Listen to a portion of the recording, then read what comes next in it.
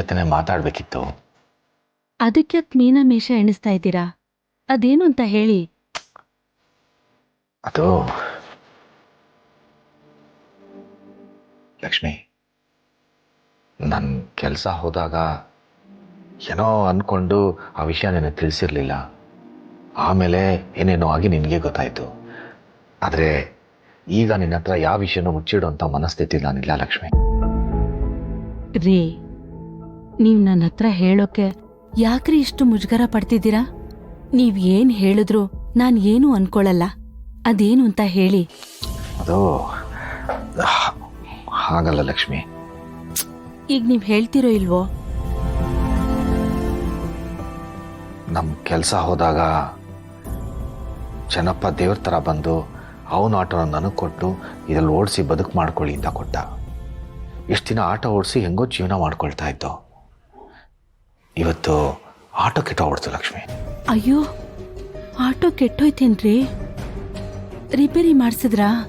Mechanic ಹತ್ರ ತೊಗೊಂಡೋಗಿದ್ದೆ ಲಕ್ಷ್ಮಿ. ಅವನೆಲ್ಲ ನೋಡಿ ಇದನ್ನು ರೆಡಿ ಮಾಡೋಕ್ಕೆ ತುಂಬ ದುಡ್ಡಾಗುತ್ತೆ ಅಂತ. ಚೆನ್ನಪ್ಪಂಗೆ ಹೇಳಿದೆ, ಸಿರಣ ಆಟೋನೇ ಅಷ್ಟು ಹಳೇದಾಗಿದೆ, ಅದನ್ನು ರಿಪೇರಿ ಮಾಡಿಸಿ, ಆ ದುಡ್ಡನ್ನು ದುಡಿಯೋಕ್ಕಿಂತ 3-4 ವರ್ಷ ಬೇಕು, ಹಂಗೆ ರಿಪೇರಿ ಮಾಡಿಸೋದೇ ಬೇಡ, ಬಿಟ್ವಾಣ ಈ ಆಟೋನ ಅಂತ. ನಂಗೆ ಏನು ಮಾಡಬೇಕು ಅಂತ ಗೊತ್ತಾಗ್ತಿಲ್ಲ. ಬಹುಶಃ ಇನ್ಮೇಲೆ ನಾನು ಆಟೋ ಓಡ್ಸೋಕ್ಕಾಗಲ್ಲ ಲಕ್ಷ್ಮಿ. ಬೇರೆ ಯಾವುದಾದ್ರೂ ಕೆಲಸ ನೋಡ್ಕೋಬೇಕು. ರೀ, ಅದಕ್ಕೆ ಯಾಕೆ ಇಷ್ಟೊಂದು ಬೇಜಾರು ಮಾಡ್ಕೋತಾ ಇದ್ದೀರಾ? ಆಟೋ ಇಲ್ದೇ ಇದ್ರೆ ಏನಂತೆ? ಬೇರೆ ಆಟೋನ ಬಾಡಿಗೆಗೆ ತಗೊಂಡು ಓಡಿಸಿದ್ರಾಯ್ತು, ಅಥವಾ ಬೇರೆ ಕೆಲಸ ನೋಡ್ಕೊಂಡ್ರಾಯ್ತು. ರೀ, ಆ ದೇವರು ಕೆಲಸ ಮಾಡೋ ಶಕ್ತಿನ ನಿಮಗೆ ಕೊಟ್ಟಿದ್ದಾನೆ. ಜೊತೆಗೆ ನಿಮಗೆ ಕೆಲಸ ಮಾಡಬೇಕು ಅನ್ನೋ ಮನಸ್ಸಿದೆ. ಯಾವ ಕೆಲಸ ಆದ್ರೇನು ಒಂದಲ್ಲ ಒಂದು ಕೆಲಸ ಸಿಕ್ಕೇ ಸಿಗತ್ತೆ. ಅದಕ್ಕೋಸ್ಕರ ನೀವೀಗೆ ಬೇಜಾರು ಮಾಡ್ಕೋಬೇಡಿ. ಲಕ್ಷ್ಮಿ, ನಿಂಗೆ ಗೊತ್ತಾಗಲ್ಲ, ಈ ವಯಸ್ಸಲ್ಲಿ ನನ್ನಂತವನ ಕೆಲಸ ಸಿಗೋದು ಅಷ್ಟು ಸುಲಭ ಅಲ್ಲ.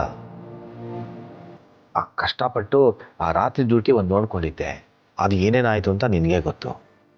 ನೀನು ಹೇಳೋರು ಸುಲಭ ಅಲ್ಲ ಲಕ್ಷ್ಮಿ.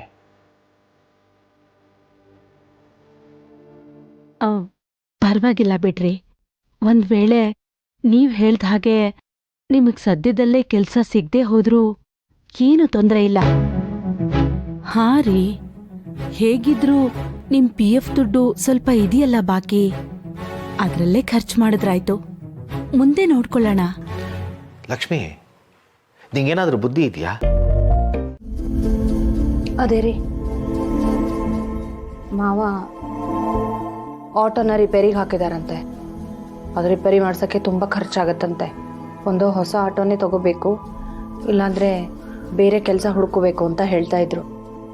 ಪಾಪ ಅತ್ತೆ ಮಾವ ಈ ಮನೆಗೋಸ್ಕರ ಎಷ್ಟು ಕಷ್ಟಪಡ್ತಾರೆ. ಈ ವಯಸ್ಸಲ್ಲಿ ಮಾವ ಅದೆಷ್ಟು ದುಡಿಬೇಕೋ ಏನೋ.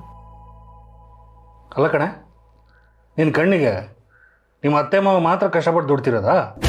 ನಿನ್ನ ಗಂಡ ನಾನು ಕಷ್ಟಪಟ್ಟು ದುಡಿತಾ ಇಲ್ವಾ? ದೊಡ್ಡದಾಗಿ ಹೇಳಕ್ಕೆ ಬಂದ್ಬಿಟ್ಲಿ. ಅಯ್ಯೋ, ನಾನೆಲ್ರಿ ಹಾಗಂದೆ? ನಾನೇನೋ ಹೇಳಿದ್ರು ನೀವೇನೋ ಹೇಳ್ತೀರಪ್ಪ. ಅವರಿಗೆ ಆಟೋ ಓಡ್ಸಕ್ಕೆ ನಾವೇ ಹೇಳಿದ್ವಿ, ಅವ್ರ ತಾನೇ ಹೋಗಿತ್ತು. ಈಗ ಅನುಭವಿಸ್ಲಿ ಬಿಡು. ರೀ ಏನ್ರಿ ಇಷ್ಟೆಲ್ಲ ಮಾತಾಡ್ತೀಯಲ್ಲ? ನಿಮ್ಮ ಮಾವಂಗೆ ರಿಟೈರ್ಮೆಂಟ್ ಆಯ್ತಲ್ಲ, ಅದರಲ್ಲಿ ದುಡ್ಡು ಬಂತಲ್ಲ, ಆ ದುಡ್ಡನ್ನ ನನ್ನ ಕೈಯಲ್ಲಿ ತಂದು ಕೊಟ್ಟು ಸಂತೋಷ, ಇನ್ಮೇಲೆ ನಿಂದೆ ಅಪ್ಪ ಈ ಮನೆ ಜವಾಬ್ದಾರಿ ಅಂತ ಕೊಟ್ಟಿದ್ರೆ ನಾನೇನಾಗಲ್ಲ ಅಂತಿದ್ನ. ರಿಟೈರ್ಮೆಂಟ್ ದುಡ್ಡು ತಗೊಂಡು ಮನೆ ನಡೆಸೋದಕ್ಕೆ ನೀವೇ ಆಗ್ಬೇಕಾ? ಅದನ್ನ ನಾನು ಮಾಡ್ತೀನಿ ಬಿಡ್ರಿ. ನಿಜವಾಗ್ಲೂ ನೀವು ಈ ಮನೆನ ನಡೆಸ್ತಿದ್ರಾ? ರೂಪಾಯಿ ಕೂಡ ಹಾಕಿಡೋ ನೀವು ಮನೆ ಜವಾಬ್ದಾರಿ ತಗೋತಿದ್ರಾ? ಬಾಯಲ್ಲಿ ಹೇಳಿದಷ್ಟು ಸುಲಭ ಅಲ್ಲ ಕಾರ್ಯರೂಪಕ್ಕೆ ತರೋದು. ಮುಚ್ಚೆ ಬಾಯ್ ಸಾಕು. ಈ ಮನೆಗೆ ದುಡ್ಡು ತಂದು ಹಾಕ್ತಿರೋದು ನಾನು, ನೀನ್ ತರ್ತಿದ್ಯಾ? ನಾನು ತಂದು ಹಾಕಿದ್ದನ್ನು ತಿಂತ ಕೂತಿದ್ಯಾ? ಇಷ್ಟೆಲ್ಲ ಮಾತಾಡ್ತೀಯಾ? ಹೌದಾ? ಸರಿಯಾಗಿದ್ರೆ ನಾಳೆಯಿಂದ ನಿಮ್ ದುಡ್ಡನ್ನೇ ಬೇಯಿಸ್ಕೊಂತೀನಿ. ಸಂತು,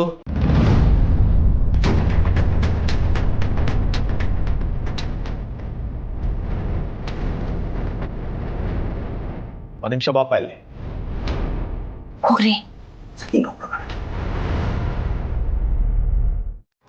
ಹೌದಾ? ರೀ ನೀವ್ ಹೇಳ್ತಾ ಇರೋದು ನಿಜನಾ? ಹ್ಞೂ ಲಕ್ಷ್ಮಿ. ಇದನ್ ಕೇಳಿಸ್ಕೊಳ್ಳಕ್ಕೆ ನಂಗೆ ತುಂಬಾ ಖುಷಿ ಆಗ್ತಿದೆ ರೀ.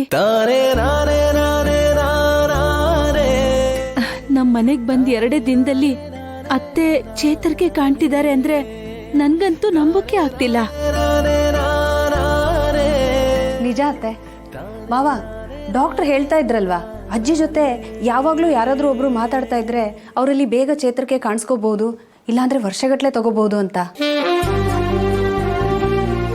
ಮೊದಲೇ ನಮ್ಮ ಅಜ್ಜಿ ಗಟ್ಟಿಗಿತ್ತಿ, ಎಷ್ಟೆಲ್ಲ ಕಷ್ಟಗಳನ್ನ ಎದುರಿಸಿದವರು, ಇದರಿಂದ ಪಾರಾಗದೇ ಇರ್ತಾರಾ?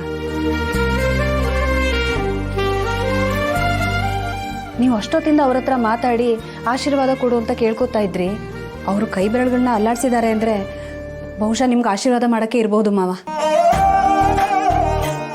ಹೌದಮ್ಮ, ನನಗೂ ಹಾಗೆ ಅನಿಸುತ್ತೆ. ರೀ ನಾವ್ ಹೀಗೆ ಮಾತಾಡ್ತಾ ಕೂತ್ಕೊಳ್ಳೋ ಬದಲು ಡಾಕ್ಟರ್ನ ಮನೆಗ್ ಕರ್ಸಿ ಅತ್ತೆನ ಚೆಕಪ್ ಮಾಡಿಸಿದ್ರೆ ಅತ್ತೆ ಹೇಗಿದ್ದಾರೆ ಅಂತ ತಿಳ್ಕೊಬಹುದು.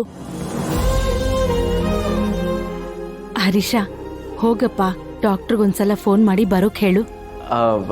ಅಪ್ಪ ಕನ್ಫರ್ಮಾ? ಅಜ್ಜಿ ಕಾಲ್ ಮಾಡಲಾ ಡಾಕ್ಟ್ರಿಗೆ? ಹರಿ, ನಾನೇ ನನ್ನ ಕಣ್ಣಾರೆ ನೋಡಿದ್ನಪ್ಪ. ಅಮ್ಮ ಈ ಕೈ ನಲ್ಗಾಡ್ಸಿದ್ರು.